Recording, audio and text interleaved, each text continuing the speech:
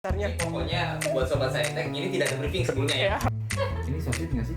Oh, masuk Masuk ini. 1, 2, 3.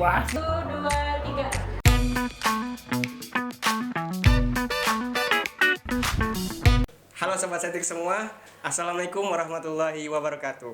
Welcome to Talk Corner FST, yang dimana kita ngobrolin hal-hal menarik di seputar ruang lingkup FST. Ya, bersama saya Muhammad Kempes atau bisa dipanggil Kempes. Sudah ada narasumber yang keren ya. Kalau misalnya kita ngomongin beliau ini identik dengan kejurnalistikannya, karena beliau sendiri sudah lama gitu ya berkecimpung di dunia jurnalistik, khususnya pers mahasiswa. Di sini udah kedatangan tamu yaitu Kang Reja. Ya, halo. Ya, Kang Reja, bagaimana kabarnya? Alhamdulillah. Oke. Seperti itulah. Oke.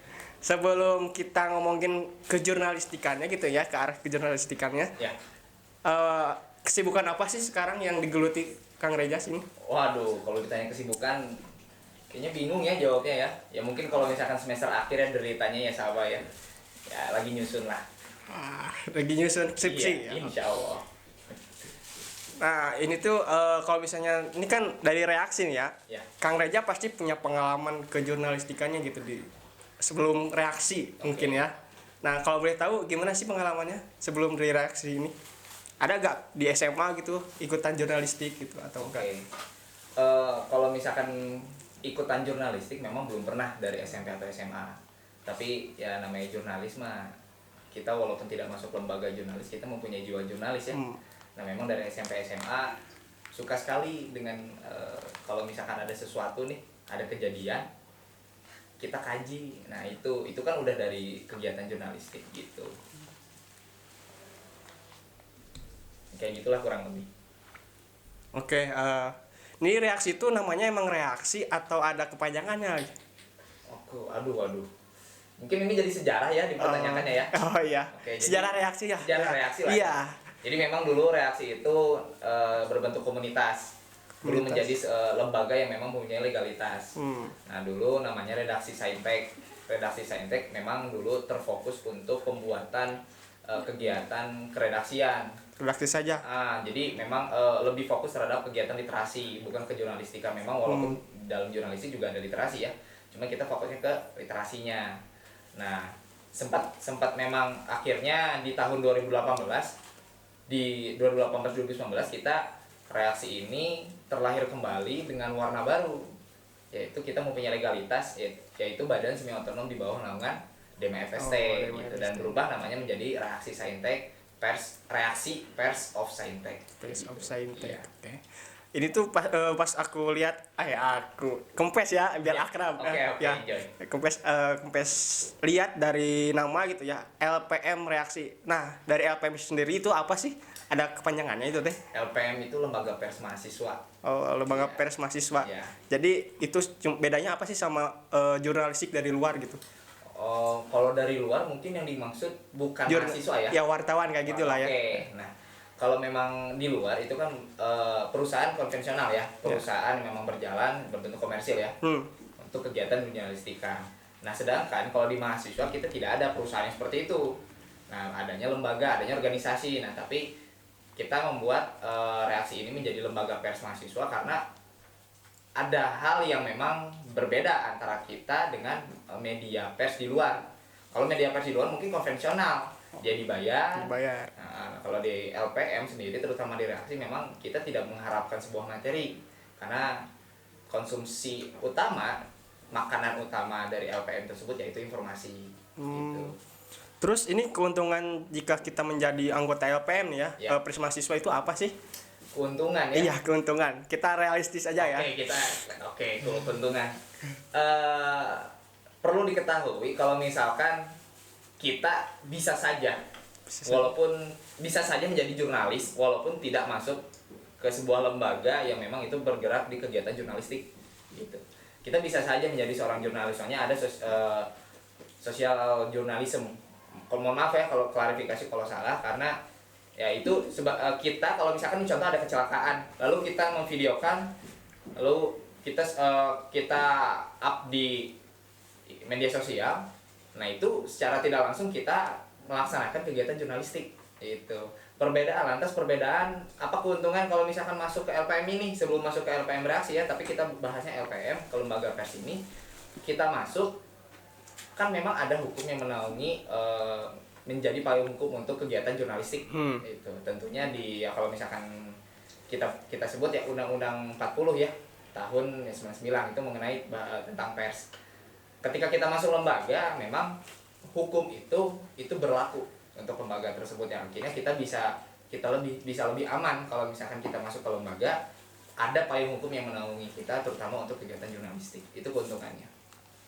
Gitu. Terus kalau misalnya peranan pers sendiri di kalangan mahasiswa itu seperti apa sih? Peranan penting gitu. Kenapa harus ada pers gitu di mahasiswa? Oke, peranan penting ya.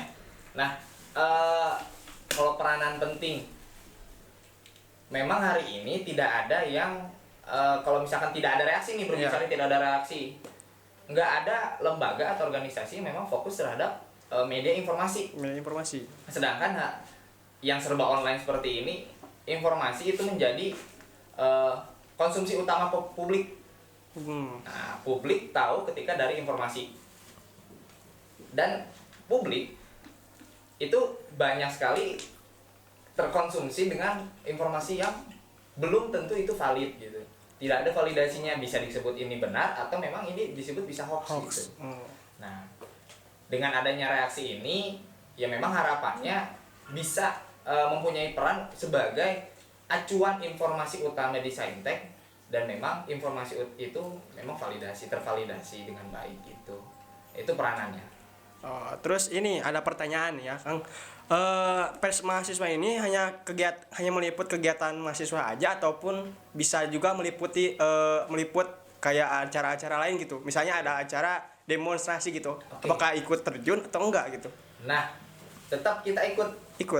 Jadi apapun yang terjadi, fenomena yang terjadi, terutama khususnya untuk di Saintek,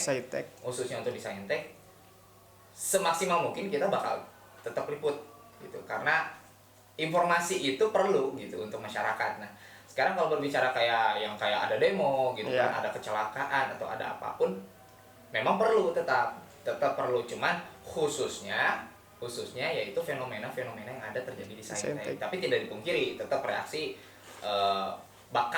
bakal selalu untuk meliput apapun itu fenomenanya, walaupun itu di luar Saintek. Berarti reaksi lembaga yang ada di Saintek tapi cakupannya luas gitu ya? Iya, cakupannya luas. Terus program ada gak sih, kan ini bedanya reaksi pasti ada bedanya gitu sama pers yang lain gitu. Nah, program unggulan dari reaksi ini ada gak sih? Kalau dulu sempat sih sharing ya sama pers yang lain, lembaga dengan LPM lain di Bandung. Memang pada dasarnya kita sama. Kita melakukan kegiatan kejurnalistikan gitu.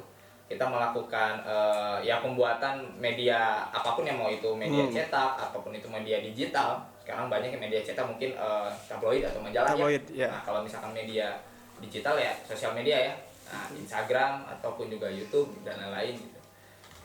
Oke, berarti tentang komunikasi ya yang ditekenin di reaksi ini. Nah, tadi kan berhubungan dengan obrolan dari argumentasi dari Kang Regis sendiri ya.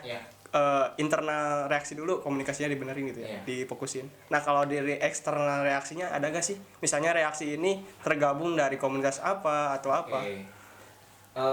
Alhamdulillah, memang reaksi sekarang sudah terjalin komunikasi ya, terkoneksi dengan FKPMB. FKPMB itu apa? Nah, itu Forum Komunikasi Pers Mahasiswa Bandung. Nah, di dalamnya itu memang menaungi LPM lembaga pers mahasiswa yang ada di Bandung gitu. Nah, kita alhamdulillah sudah terkoneksi dengan FKPMB itu untuk kegiatan eksternalnya gitu. Nah, adapun kesananya memang harapannya memang kita mau cakupannya se-Indonesia ya, koneksinya gitu. Tapi kalau sekarang alhamdulillah baru di Bandung, harapan kedepannya untuk se-Indonesia. Untuk Indonesia ya, oke. Oke, lanjut ya Kang. Gini Kang, kan Akang ini sebagai PU tahun 2021 ya? Ya. Alhamdulillah. Ya. Pasti punya pengalaman yang sangat memorable gitu ya di reaksi ini. Apa sih pengalaman itu? Ada gak sih memorable gitu? Pengalaman memorable yang di reaksi ini kenang-kenangan manis gitu. Oke. Yang membuat saya tersentuh di reaksi, yang membuat saya hati saya sampai sekarang Jatuh. iya ya, nggak pernah lepas ya. Love death ya. Itu dia. Yaitu melihat anak-anak teman-teman di reaksi. Mungkin dulu pas di reaksi sebut saja kalau misalkan memang saya yang salah satu orang yang cukup paham mengenai kejurnalistikan di reaksi. Tapi ketika satu waktu anak-anak di reaksi itu ternyata bisa melampaui Reza, bisa secara pemahaman, pemahaman jurnalistik dia lebih paham daripada Reza. Secara tidak langsung itu membuat pengalaman memorable buat Reza. Wah gila, ini ternyata anak-anak reaksi membuat reaksi bisa sehebat ini gitu sih. Oke, itu kan tadi pengalaman dari Kang Reza sendiri ya. Nah ini kan sehubungan dari apa ya? Sehubungan dari sekarang tuh masa pandemi gitu, masa yang dimana masa-masa sulit gitu ya. Mau organisasi, mau apapun demo juga kan agak terbatas gitu ya pergerakannya. Nah dari reaksi sendiri itu menjadi hal yang membebani gak sih? Oke, kalau misalkan tahu analisis SWOT ya? Iya tahu. Strength, weakness, opportunity dan treatment. Nah, dulu memang yang jadi treatment atau mungkin weakness adalah pandemi. Itu kan? Pandemi merupakan kelemahan untuk jalannya organisasi ataupun ancaman untuk jalannya organisasi. Dan juga peraturan pemerintah. Tapi untuk di reaksi hari ini, pandemi merupakan peluang, opportunity. Peluang. Kenapa menjadi peluang? Karena reaksi basisnya media, informasi, media digital terutama. Dan ini menjadi peluang untuk reaksi karena yang serba online sekarang, pandemi sekarang serba online, itu menjadi sasaran empuk untuk reaksi berkembang. Gitu. Jadi kan kalau orang-orang pasti lebih banyak pakai media sosial ya kalau sekarang. Nah itu yang kita kesan jadi peluang pandemi ini sebenarnya kalau dari reaksi. Jadi nggak jadi hambatan gitu ya, jadi pandemi itu. Iya. Berarti pemanfaatan segi sektor digitalnya sangat bagus mungkin ya. Setuju. Oke. Terus kan ini pers ya. Pers itu berhubungan dengan kalau misalnya ada tulisan yang sangat krusial, pasti dikritik sama netizen gitu. Nah, ada gak sih di reaksi sendiri tulisan atau hal-hal yang berita apa gitu ya, yang sangat membooming gitu? Nah, ini pertanyaan yang luar biasa memang, Dema hebat ya. Sampai kerarasi ini pertanyaannya. Wah, mantap kan? Tako. Mungkin bisa dijawab kayak gini. Apapun yang dituliskan oleh reaksi, ini perspektif reaksi ya. Apapun yang dituliskan dan diterbitkan oleh reaksi itu mempunyai pengaruh besar terhadap masyarakat. Mau itu informasinya yang mungkin kan kita juga mempunyai tingkatan prioritas ya. Ada yang memang ini informasinya agak sensitif, ada yang memang ini B aja gitu kan. Nah, apapun itu kita menganggap bahwasanya apapun yang kita terbitkan itu mempunyai dampak dan pengaruh yang besar gitu. Sehingga dengan adanya kayak gitu kita membuat persepsi itu di reaksi secara tidak langsung. Hari ini anak-anak teman-teman di reaksi pun menghargai apapun itu informasinya, sekecil atau seberat apapun bobot informasinya kita terima dan kita terbitkan, dan kita juga hargai dengan harga yang sama gitu, mau itu bobotnya tinggi ataupun juga bobotnya rendah, seperti itu. Oke. Kan tadi berita yang booming ya. Berarti kalau misalnya kita menyinggung isu-isu yang sekarang beredar di kampus itu ya, pelecehan seksual gitu. Nah, urgensi dari pers mahasiswa ini seperti apa sih? Apa peranannya gitu di kasus tersebut? Ini memang jadi apa ya? Jadi kebingungan. Dulu sempat kebingungan ketika memang kita dihadapkan hal seperti ini gitu. Katanya jurnalis, tapi kok hanya sekedar memberikan informasi. Sedangkan media informasi, sedangkan kita pemberikan informasi adalah salah satu kegiatan jurnalis. Nah, tetapi reaksi itu lebih dalam dari itu. Nah, gimana caranya kita bukan hanya memberikan informasi dan kita kaji lebih dalam, tapi kita mengungkap sebuah kebenaran. Kita tidak melihat siapa pelaku, siapa korban, kita tidak melihat siapa yang terdampak dan yang terduga menjadi terdakwa, tapi kita tetap melihat siapa ini yang benar, siapa ini yang salah gitu. Walaupun ternyata setelah diselidiki lebih dalam, contoh 10 tahun kemudian, 15 tahun kemudian, yang benar itu adalah korban gitu. Mungkin pernah nonton Miracle Incel, film Korea ya, film Korea. Tuh saya nggak pernah nonton Korea. Ada yang nonton. Itu. Nggak punya TV kan? Nggak punya. Juga nontonnya di Telegram. Telegram. Nah, kalau misalkan penasaran boleh tonton itu dulu. Nanti di akhir film itu salah satu karakter utamanya dia sebagai jurnalis. Itu kasus bapaknya yang meninggal itu tuh dihukum mati karena tuntutan atas pembunuhan. Setelah 15 tahun kemudian, nggak tahu 20 tahun kemudian, baru terungkap kebenarannya. Dan itu tugasnya jurnalis, seperti itu. Gitu, seperti yang dilakukan oleh karakter utama tersebut, perempuan, itu melakukan pengkajian ulang, investigasi ulang untuk mengungkapkan kebenaran. Nah, di situlah reaksi mempunyai peran penting, bukan mencap siapa yang benar, siapa yang salah. Bukan hanya sekedar memberikan informasi, tapi kita mengungkapkan kebenaran. Kita memberikan kebenaran yang valid untuk disampaikan ke publik. Fungsi pers mahasiswa berarti mengungkapkan kebenaran. Mau salah satunya. Mau orang terdekat atau apapun pasti diungkapkan gitu ya. Harus. Oke, kalau gitu apa sih misalnya harapan dari Kang Reja gitu ya selaku PU 2021 melihat pers sekarang itu seperti kayak kebingungan gitu kan, banyak ya pers sekarang itu kebingungan ini kayak gimana sih karena seniornya itu udah lepas tanggung jawab gitu. Nah jadi kebingungan untuk ke arah mananya gitu. Nah bagaimana tanggapan dari Kang Reja sendiri? Harapan ya, harapan dan juga tanggapan mungkin ya. Buat periode selanjutnya mungkin kita berbicara harapan dulu. Harapan untuk reaksi memang kepingin dari Reza pribadi selaku PU periode kemarin untuk periode sekarang reaksi bisa menjadi corong utama, sasaran utama mengenai apapun itu, informasi pun juga kalau misalkan dari segi layout desainnya gitu, pun juga dari segi keredaksian itu bisa menjadi corong utama, jadi patokan utama lah. Jadi kalau misalkan mahasiswa saintek pengen tahu informasi terbaru ke reaksi, kalau anak reaksi pengen tahu mengenai multimedia atau ya seperti desain dan lain-lain, kreasi pun juga keredaksian dan lain-lain, kreasi. Nah inginnya harapannya seperti itu kreasi, dan melihat potensi di anak-anak reaksi kayaknya itu bukan hal yang mustahil. Gak kerasa ya udah hampir setengah jam Sobat Saintek menemani acara podcast kali ini ya. Wow, sangat luar biasa lah materinya ya, sangat berbobot sekali gitu tentang kejurnalistikan ya. Terus makasih juga nih Kang Reja di tengah kesibukannya yang super sibuk lah ya, semester akhir gitu ya, sudah mau menyempatkan hadir untuk Tako sendiri. Oke, ada games nih Kang. Games nanti pasti udah tahu lah ya. Iya, gimana? Jadi tadi ada apa ya? Ada pertanyaan di dalam gelas ini. Di gelas adalah gelas itu ya. Ini perumpamaan aja ya. Ada kertas di sini. Nanti kayak yang di TikTok gitu. Challenge yang kalau misalnya kita mau apa ya? Tantangan gitu harus mabetin ini. Pen atau pensil pokoknya kayak gitu ya. Pokoknya mah kayak gitu garis berdasarnya. Ini pokoknya buat Sobat Saintek ini tidak ada briefing sebelumnya ya.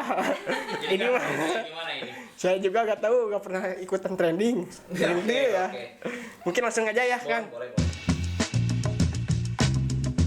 Oke, langsung saja mungkin ya Kang ke gamenya. Boleh. Ini mau yang siapa dulu yang mulai? Akan dulu deh.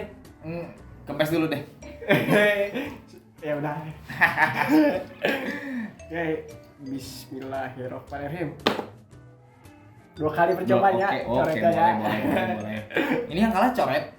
Iya, masuk. Ya 2 kali tapi. Oke. Iya. Coretnya pakai apa ini? Pakai ini? Serius? Di muka? Pengen tulis Kavaru boleh nggak? Ini so sweet nggak sih? Merinding loh. Isi pelangi gitu ya. Simba.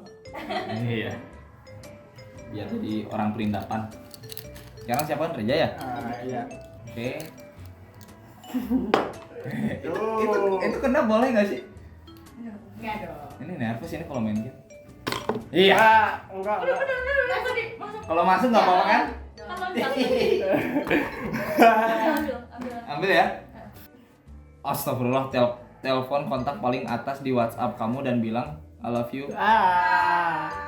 Selain grup di pesan pin. Oh, selain grup dan pesan pin. Ini nggak bisa ganti. Aduh. Oke. Ini paling atas ini ya. Oh ya. Ya. Paling atas Ian. Nih, lihat. Anak PSL. Ya, anak PSL. Laki-laki ya Ian. Laki ya. Udah ya. Ini bilang I love you asli. Telepon? Iya. Ah? Ya yang bawahnya. Latif. Bisa cewek nggak sih? Mending cewek aja lah. Memanggil. Ganti. Di Latif. bawahnya. Duh, Latif ya. Berdering. Berdering kalau ini. Halo, assalamualaikum Tip. Posisi di mana? Di kosan. Waduh, jadi Tip kieu Tip. Jadi orang disuruh Tip. Kagak ya mah. Anjir, ini sumpah ini jijik banget ini. Oke. I love you Tip. Ini titipan. Nanti kronologisnya mana nanti tahu dari Kempes. Oke. Belum peka. Ya udah nanti kronologis tapi nanti diceritain sama si Kempes. jadi cerita. Ngomongin nggak usah diceritain, ngomong lagi. Hah? Ngomong lagi aja nggak perlu. Ya pokoknya nanti aja lah. Nanti orang ceritain, oke? Yuk. Udah ya. Udah next. Astagfirullah. Giliran Kempes katanya. Ya. Tong lihat tak. Oh, masuk ini. Masuk.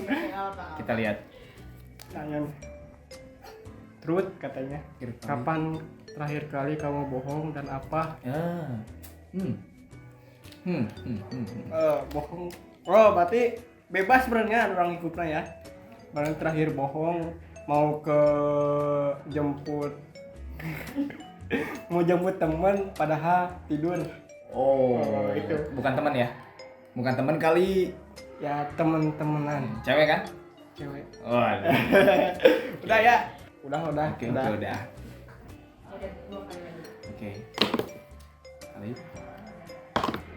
Itu masuk. Masuk ya? Yang mana? Masuk ya. Ini. Truth, hal paling memalukan selama kuliah. Harus jujur kan. Jangan ada Hal yang paling memalukan saat kuliah. Pak Harun ini harus tahu ini, yaitu botak. botaknya kayak cilok. Jadi dulu Reza tuh nggak pernah botak. Tahu-tahu pas masuk kuliah botak. Kalau saya bulat itu. Kalau saya mah enggak. Iya, enak kamu. Aduh. Itu paling malu ya pokoknya selama kuliah paling malu botak. Untuk pas udah botak lamanya mah enggak, cuman pas awal-awalnya itu loh. Kayak apaan pokoknya malu. Waktu lihat kaca tuh, aduh, begini ya. Sampai orang tua, ini anak siapa ini? Malu ya jadi. Kok ada lampu taman di keluarga. Oke deh, itu paling memalukan. Oke. Udah nggak keras ya, udah hampir setengah jam kita membersamai sobat Saintek ya di sini. Udah mulai dari seputar tentang reaksi, tentang jurnalistiknya, sampai tentang ya keadaan isu-isu lah. Sebelumnya terima kasih juga ya ke Kang Reza udah mau menyempatkan hadir di tengah kesibukannya yang super sibuk di tengah akhir semester lah ya, biasalah kayak gitu. Pun juga dari Reza berterima kasih banyak untuk Dirma yang udah memberikan ruang untuk reaksi. Nah, mungkin diwakilkan oleh Reza ya, cuman saya membawanya ini reaksi. Terima kasih dari reaksi untuk kepada Dirma. Oke. Sobat Saintek, semoga hal-hal yang bisa didapat gitu ya, dipetik menjadi manfaat untuk Sobat Saintek. Dan kalau boleh tahu tagline dari reaksi itu apa sih? Ada nggak? Ada dong. Apa? Tumbuh berkembang bersama. Tumbuh berkembang bersama. Jadi tumbuhnya dan berkembangnya bersama dengan reaksi. Iya, mantap. Oke, di reaksi sendiri punya IG nggak? Punya. Apa tuh? Nah, buat Sobat Saintek, kalau misalkan yang belum follow, boleh follow @redaksi Saintek. Nah, itu di situ IG official, Instagram official reaksi. Ya, oke. Kalau teman suka video ini, boleh di like ya. Ada di pencetnya di bawah ini. Kalau misalnya suka channelnya, jangan lupa tekan tombol subscribe dan share ke teman-teman kalian yang penasaran sama reaksi, sama Dema dan lain-lain gitu ya. Ya. Oke, sebelum saya tutup, saya ada kata-kata untuk reaksi. Gimana tuh? Gini, banyak yang tidak mengetahui peran besar jurnalis dalam pembangunan suatu bangsa. Tanpa adanya jurnalis, maka masyarakat tidak akan mendapatkan informasi yang kredibel dan up to date. Jadi tanpa adanya jurnalistik, nggak ada informasi. Oh, mantap. Oke, saya Muhammad Rizky MPS sebagai host mungkin ya dari Tako sendiri. See you, sampai jumpa di Tako selanjutnya. Wassalamualaikum warahmatullahi wabarakatuh. Dadah.